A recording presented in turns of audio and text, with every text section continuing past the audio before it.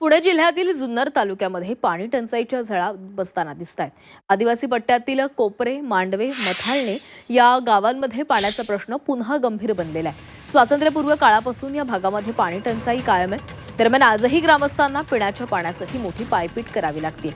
दरवर्षी उन्हाळ्यामध्ये विहिरी आणि पाणवठे कोरडे पडत असल्यानं नागरिकांना टँकरवर अवलंबून राहावं लागतंय। शेतीसाठीही पुरेसे पाणी उपलब्ध नसल्यानं शेतकरी अडचणीमध्ये सापडलाय। अहो आता काय आमदार खासदार येतात, आम्हाला आश्वासन देतात, तुम्हाला पाणी देऊ, आम्हाला मत द्या। आम्ही आईडी लोक मत देतो आणि आम्हाला काय पाण्याचं प्रश्न काही सुटती नाही। दिवसांना दिवस त्यांनी अशीच फसवणूक चालवली आमची। बाकीच्या पोरीत भेटली नाही, नवरदेव आमच्याकडे किती शिल्लक पडलेले आहेत, पण या पाण्याचं असं प्रॉब्लेम तर कोण देणार आहे पुरी बळस, असं आहे ना। मग त्यासाठी आणि हे काय करता आमदार खासदाराला, काय करता नुसतं आश्वासन देणार, जाणार निघून।